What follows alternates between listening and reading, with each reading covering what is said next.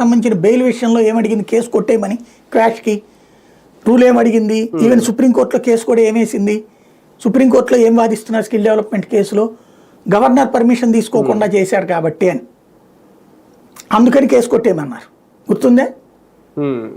ఇప్పుడు governor permission వీళ్ళు అడగాలి కంపల్సరీగా.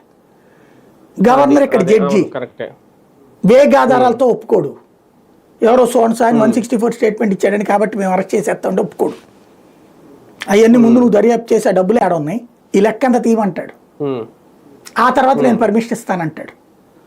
కాబట్టి ఆ ఆధారాలు సేకరించే పనిలో ఉండి ఈడీ రంగంలో దిగి రేపొద్దున అరెస్ట్ చేసే పరిస్థితి వచ్చినా కేంద్ర ప్రభుత్వం కూడా గవర్నర్ అనుమతితోనే అరెస్ట్ చేయాల్సిన అంతే. ఈడీ అయితే కనుక అదే చేయాలి. అయితే ఈడీకి డైరెక్ట్ విశేష అధికారాలు ఉన్నాయి, తనిఖీలు చేయొచ్చు.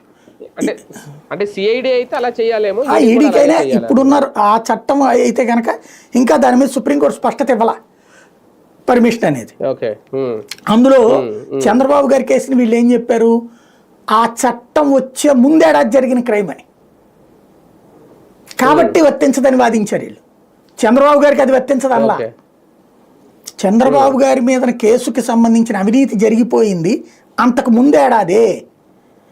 జిఎస్టీ డిపార్ట్మెంట్ కేసు కట్టింది కూడా అంతకు ముందేడాదే. కాబట్టి దాని